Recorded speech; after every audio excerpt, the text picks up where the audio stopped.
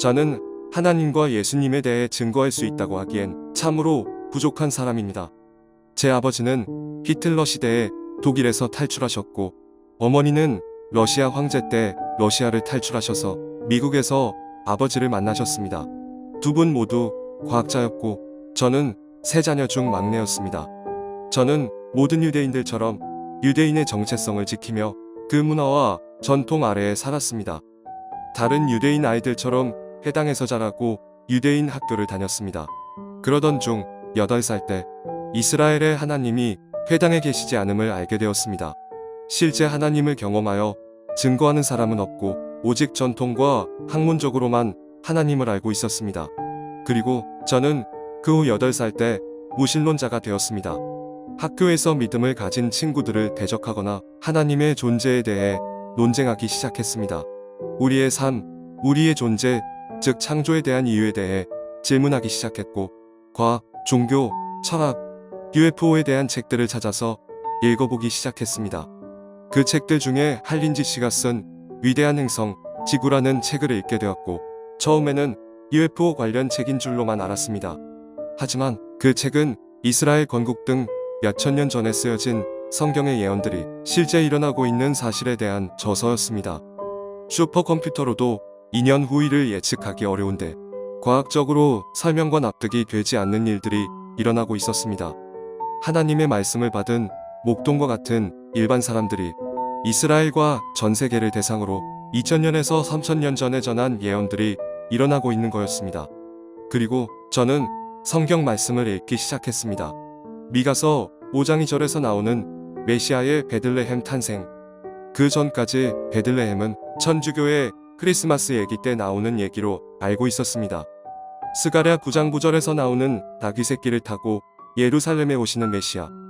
이사야 53장에서 나오는 메시아가 우리의 죄를 위하여 죽을 것이라는 메시지. 다니엘 9장 25절에서 27절에 나오는 성전이 무너지기 전에 메시아가 오실 것이라는 예언. 그리고 실제 예수님께서 오셨고 기원 후 70년에 성전이 무너졌습니다. 유대인으로서 예수님을 메시아로 믿기는 어렵습니다. 그러나 그분께서 유대인의 히브리어 성경에 나오는 모든 예언을 완성하시는 유일한 분임을 발견하게 되었습니다. 이사야 49장 6절에 이방인에게 구원이 되시는 분, 유일하게 베들레헴에서 탄생하시고 또 유일하게 우리를 위해 죽으신 그분, 이사야 53장 3절의 메시아는 유대인들에게 거절당할 것이라는 예언, 논리적으로 믿지 않을 수 없었습니다. 저는 청소년 시절이라 여전히 제가 좋아했던 락밴드를 하면서 세속적으로만 살아왔습니다. 하지만 친구들에게 전도하기 시작했고 저로 인해 친구들이 변화되기 시작했습니다. 그러나 머리로만 하나님을 알게 된 것이고 마음으로는 만나지 못한 상태였습니다. 당시 저는 결정을 해야 할 시점이라는 것을 알았기에 하나님을 믿겠다고 약속했습니다. 저를 죽음의 순간에서도 살게 해주세요라고 기도했고 실제 2번의 죽을 고비를 넘겼습니다. 첫 번째는 차 사고가 났는데 정말 기적적으로 죽지 않았습니다. 두 번째는 차를 타고 기찻길을 건너다 기차를 보지 못하고 충돌한 사건이 있었습니다.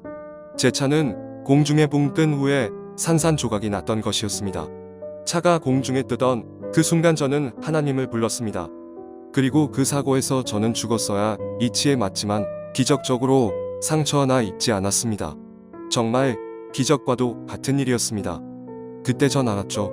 하나님에게 불가능이란 없다는 것을요. 그 후 저는 20살이 되는 날 모세가 산에서 하나님을 만난 것처럼 저도 근처 산 정상에 가서 무릎을 꿇고 제 삶을 드리겠다고 기도했습니다. 그리고 제 죄를 용서해 달라고 말씀드렸습니다. 제가 살면서 한 일 중 가장 잘한 일이고 가장 유대인적인 행동이기도 했습니다. 그때 저는 진정한 유대인같이 느껴졌고 왜 내가 하나님께 더 일찍 오지 않았을까 하는 후회와 함께 충만한 기쁨이 저를 감쌌습니다.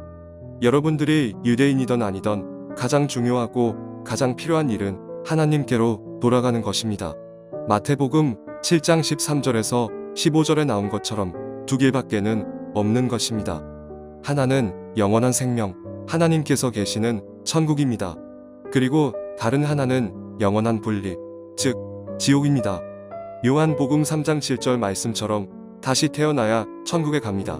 그리고 다시 태어나려면 메시아 그의 이름 예수 그리스도를 믿어야 합니다. 그분께서 다시 태어나야 천국에 간다고 하셨습니다.